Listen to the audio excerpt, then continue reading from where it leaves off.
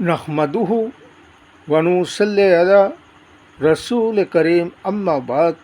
पश्चिम बांग्ला राज्य all India मुजद्दिदिया mission सर्वधर्म सम्मेलन कमेटी के सदस्यों हैं हम। मोहम्मद आसिफ, इसके अलावा सर्व भारतीय जातीय कांग्रेस नेशनल इंडिया गठबंधन पश्चिम बांग्ला राज्य कांग्रेस कमेटी के सदस्यों हैं हम। हिंदू, मुस्लिम, सिख, ईसाई, जैन, क्रिश्चियन, आदिवासी, दलित हम सब है भाई भाई।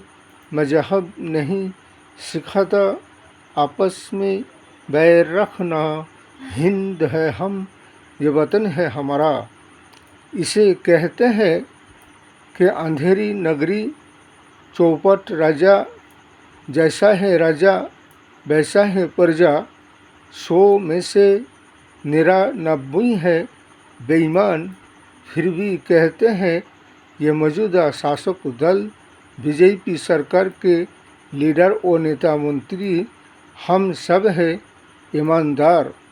आज जो देश और समाज के जो हालात और हाल और परिस्थिति है, ऐसा लगता है कि शासन, आइन, कानून व्यवस्था नाम का कोई चीज़ ही नहीं रह गया है।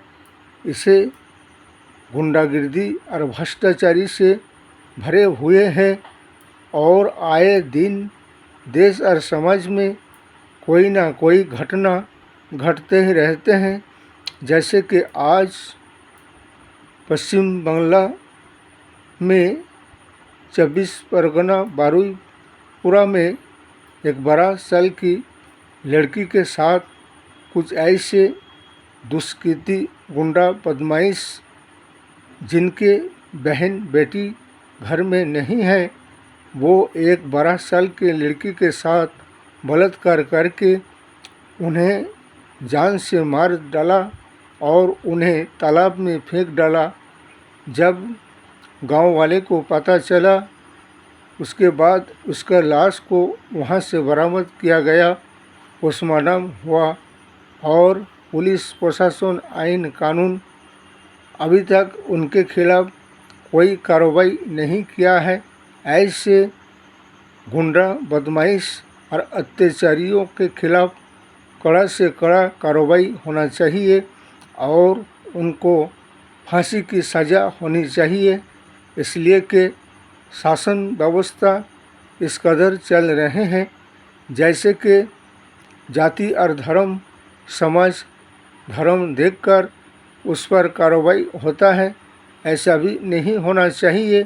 इसलिए कि भारतवर्ष चलेगा और चलते आए हैं तो संविधान से, आइन से, कानून से, इंसाफ से और न्याय से, ना कि अपने मन मानी तानाशाही और जो मन में आए वो कर दिए उससे नहीं, बल्कि संविधान के हिसाब से राष्ट्र चलेगा और सबको इंसाफ और न्याय बराबर के मिलनी चाहिए।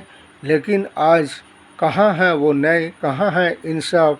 ऐसा एक अत्याचारी, भ्रष्टाचारी और दुर्शासन व्यवस्था सरकार आ चुका है। इसलिए कि जब तक कि इन्हें राजगद्दी से और सत्ता से नहीं हटाया जाएगा, तब तक ये देश और राष्ट्र और समाज में इसी तरह से ऐसे घटनाएं घटते रहेंगे, ना इंसाफ मिलेंगे, ना न्याय मिलेंगे। इसलिए हमारे अदालत और हाई कोर्ट और सुप्रीम कोर्ट से यही कहना कि ऐसे मुजरिमों के खिलाफ आइन, कानून और अदालत से कड़ी कार्रवाई होना चाहिए और उन्हें शास्ति और सज़ा मिलना चाहिए। जुल्म और अन्यायकारी को अगर सज़ा और शास्ति नहीं मिलेगा तो जुल्म और अत्याचार हद से ज़्यादा बढ़ते जाएंगे।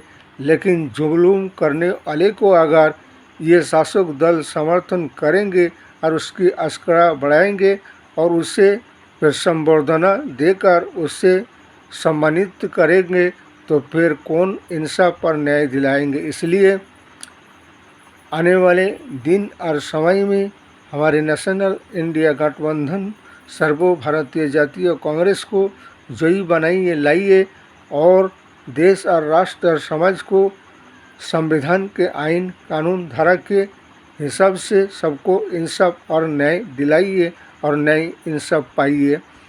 जैसे कि अभी उत्तर प्रदेश गुजरात में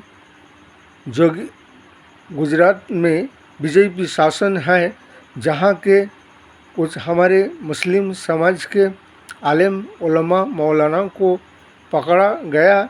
उसे कहने लगा, झूठ मूठ के उस पर इल्ज़ाम लगाया गया और झूठे इल्ज़ाम में उसे फंसाया गया कि उनसे कहा गया कि उनका संपर्क को पाकिस्तान के ISI आतंकवादी संगठनों से इनका ताल्लुक़ है। ऐसा कुछ भी नहीं, जबकि कोई प्रमाण डॉक्यूमेंट उनके खिलाफ़ कोई सबूती नहीं मिला। झूठे इल्ज़ाम लगा के UPA लगा के उन्हें जेल में बंद किया गया।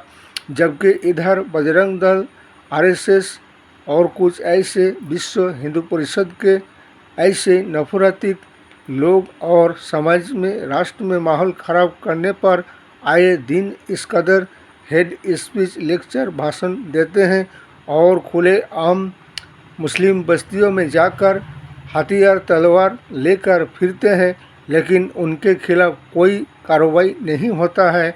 न ही उनके मकानों घर पर बुलडोज़र चलाया जाता है, न ही उनको अरेस्ट किया जाता है। ये दोगलापन की नीति और सिद्धांतों दोहरापन की तरीका नहीं चलेगा। भारतवर्ष सबका राष्ट्र है, किसी विशेष एक जाति धर्म वाले का राष्ट्र नहीं है और किसी के बाप का राष्ट्र नहीं। सबको इंसाफ और न्याय बराबर मिलना चाहिए। अन्याय के खिलाफ, अत्याचार के खिलाफ, जुल्म के खिलाफ हमारे नेशनल इंडिया गठबंधन सर्वभारतीय जातीय कांग्रेस राहुल गांधी साहब और उनके जितने भी समर्थक लीडर नेता हैं उठाते आए हैं, उठाते हैं और उठाते रहेंगे। इस वीडियो को ज़्यादा से ज़्यादा लाइक दीजिएगा, शेयर कीजिएगा, सब्सक्राइब दीजिएगा। जय हिंद, जय संविधान, जय भारत।